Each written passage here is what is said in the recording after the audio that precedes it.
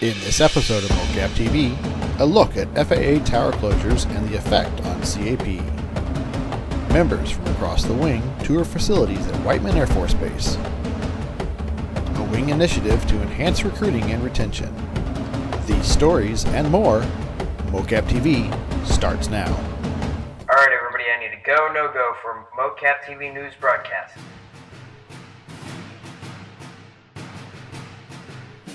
Audio. Go audio. 7. Video. Check. 6. Live stream. No worries, mate. 5. Anchor check. 4. Where's our anchor? 3. 2. You're watching the MOCAPTV News Network. 1.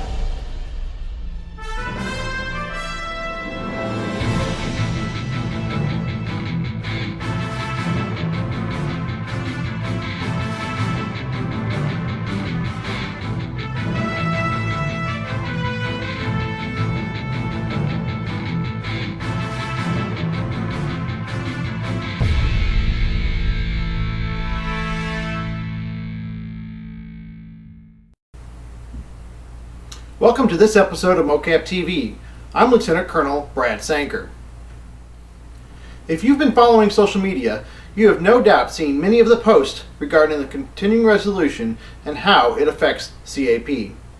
On Thursday of last week, the House passed the continuing resolution, which now goes to the President for signature. The legislation provides full-year funding for the Department of Defense, which includes full funding for CAP, Veterans Affairs, Commerce, Justice, Agriculture, and Homeland Security, as well as such programs as NASA and military construction. Despite the continuing resolution, the FAA still plans to close 147 control towers across the country to balance cuts caused by the sequestration. Joining us to discuss the effects of these closures is Captain Joe St. Clair from Winsville Composite Squadron. Captain St. Clair is a commercial pilot and FAA certified instructor. He is also a transport and orientation pilot for CAP and the Wing's first ASET instructor. Captain St. Clair, thank you for joining us. Oh, thank you for having me. The FAA announced the closure of 149 control towers in April, including two important locations for CAP, Columbia Regional Airport and Branson. Can you briefly talk about how this could affect pilots from CAP?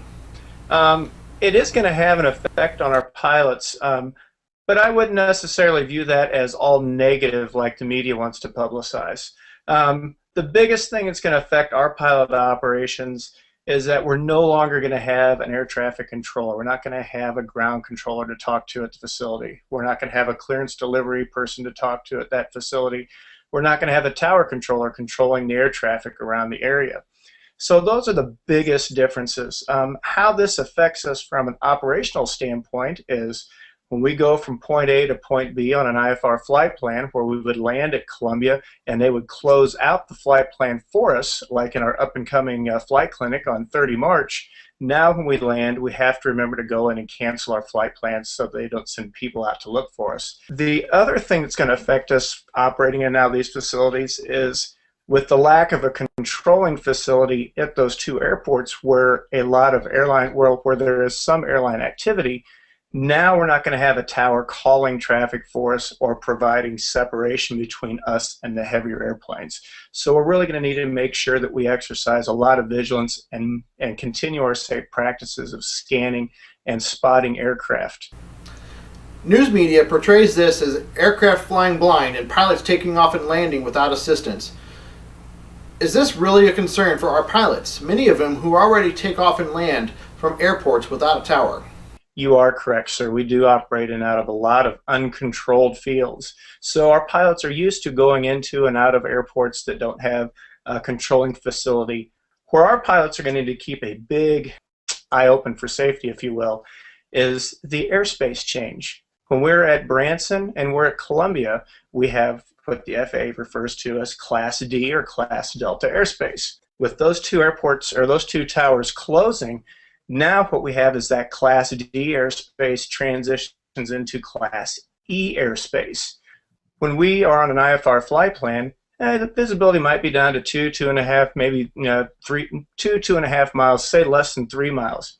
When we're talking to air traffic control and we see the airport, we can cancel. We can say, we can tell the controlling facility we have the field in sight, we need to cancel IFR. What we need to make sure that we do now is when we are flying in those conditions under an instrument flight plan, that we don't cancel until we are on the ground, or we make sure we have 3 miles visibility or greater. On a VFR, from a VFR standpoint, where we could go out and take off from an airport to pick up our IFR clearance. Now, if we don't have those cloud clearance requirements or those VFR, the forward visibility requirements of 3 miles, we can't do it. We got to stay on the ground. So it does change our operational procedures a little bit, but as long as we keep our head on a swivel and we're looking for traffic and making sure that we're adhering to those FARs, operating in and out of these two facilities shouldn't affect us much. We just need to make sure we keep those things in focus when we're operating. As a commercial pilot and instructor, what advice can you give fellow aviators as we deal with this challenge over the remainder of the year and possibly into the next fiscal year?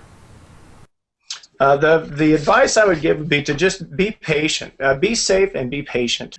Don't be in a hurry to cancel your IFR flight plan. If you're flying somewhere on a flight plan, land, turn off the runway, pick up the phone and call the controlling facility or the local frequency on at that airport to cancel your flight plan.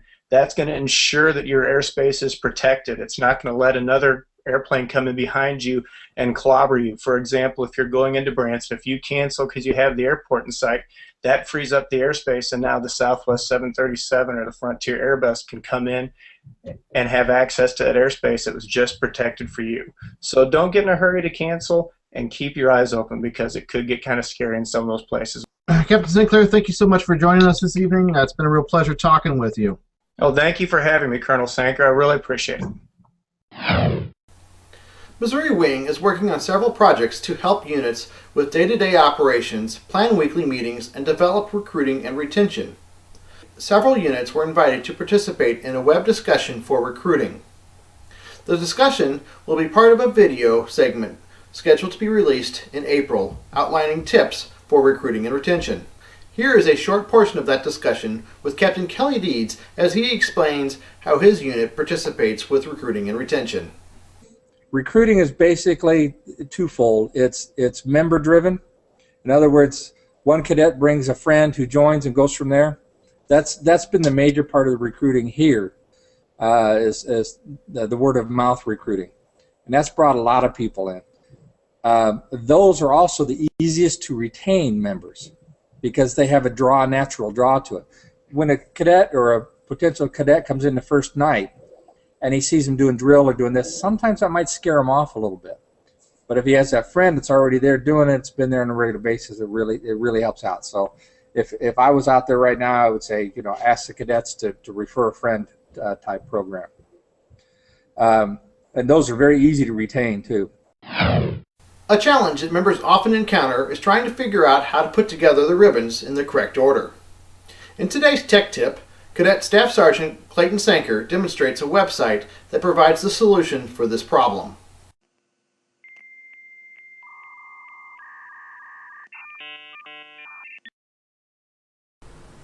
In today's tech tip, I'm going to show you how to put together your ribbons using a ribbon rack builder provided by McCord Composite Squadron and Washington Wing. First, it will give you an option to choose either cadet ribbons or senior member ribbons. We are going to choose cadet. Here, as you can see, we have all your ribbons from activity and participation awards to your decorations.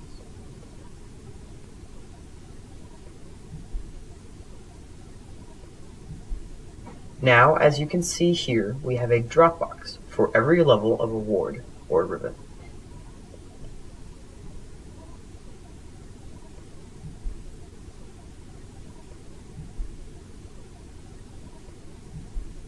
Here we have your service awards. We will now choose our cadet program awards and achievements. And here are your decorations.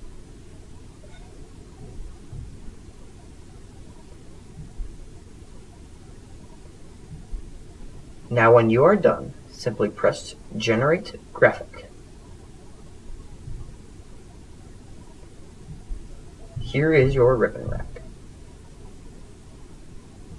For today's tech tip, I'm Cadet Staff Sergeant Clayton Sanker. Members from across Missouri Wing toured Whiteman Air Force Base on 27 March. The tour, coordinated through the State Director's Office at Wing Headquarters and the 509th Bomb Wing Public Affairs Office, allowed members to get up close and personal with the aircraft assigned at Whiteman. Whiteman is home to the B-2 bomber, T-38 trainers, A-10s, and Apache helicopters. Cadet Smith, what did you think of your tour of Whiteman Air Force Base today with Civil Air Patrol? It was really cool. Really cool. Would you recommend it next time for those who didn't come? Yes, yes. So what did you get to see? We got to see the Oscar 1 site, which was really cool. So what was your favorite part, Cadet Miller? My favorite part was originally the UAV and the Predators, but then when I saw the B-2s, that just blew it out of the water. Well, it was a lot better than I expected. Really? Why? I don't know. I didn't expect it to be this good. Okay, there you go. Cadet Savager, what did you think? I thought it was outstanding. I thought it was amazing, sir. Outstanding, outstanding. Cadet Sutter, what did you think of today? B2 was pretty cool. I like the missile silos the most. Did you? Why'd you like the missile silo the most? The tour guide. Oh yeah, Sergeant Bussey was pretty cool, wasn't he? He was awesome. Yeah. Cadet Skinner, what'd you think? It was pretty fun. I enjoyed the part when you guys were in the B2s. I had got to go and see how they worked and watch them work. The people who make the videos, the video office. Oh, very cool. So you got to go do the public fair stuff. Yeah. Fantastic. That's pretty cool. Cadet Romanko, what did you think? Well, I had a really good time. I say the name correct. Oh, yes, you did. Okay, thank you very much. I had a really good time. I don't know. I liked the missile silos a lot, and the drones were real cool, and so was the B2. It was all real fun. And really, it was better than I expected. I didn't think there'd be that much cool stuff to do. I thought it was a great opportunity for the cadets to see different areas that are involved with the Air Force, not just I'm a pilot or whatever. You got to see the drones, the B-2, just a lot of different areas, and even some history with the Minuteman silos. So I was very impressed. I got to see some history stuff, as well as I think it opened up a lot of doors and windows that the cadets could see a lot of interesting things for them. I would agree completely. It definitely put a little bit different spin on what you can do in the military, not just one thing. Exactly. It's multifaceted. Thank you very much, sir. Appreciate it. The Wing receives a lot of great photos of members in action. Here's a look at some of those photos from around the Wing.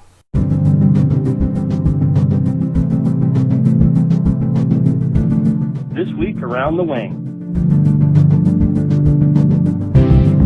Cadet Cindy Puckett from Pony Express Composite Squadron tries on a parachute simulation helmet at Rosecrans Air Base in St. Joseph. Captain Quay Kendrick from Springfield Regional Composite Squadron refuels a CAP airplane following flight line marshalling training in Springfield.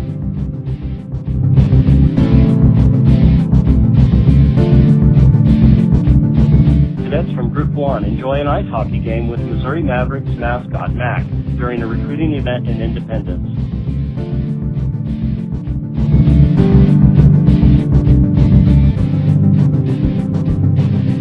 Cadet Devin DeClerc from Fort Leonard Wood Composite Squadron practices signaling with a mirror during ground team skills training.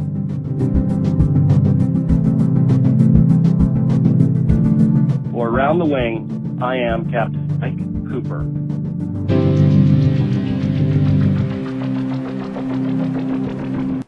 Units around the Wing have a lot of great activities scheduled throughout the upcoming months. Calendar events are posted on the Wing website with information for participation. Here's a look at the activities for April. On 6 to 7 April, Group 3 is hosting a CLC and TLC in Sedalia, Missouri. Join us at the State Capitol for Aviation Day on April 9th. This quarter's Commander's Call is on April 20th in Jefferson City. For more information on all these events, visit the Missouri Wing website. Thank you for joining us on this episode of MOCAPTV. From all of us at MOCAPTV, thanks for watching.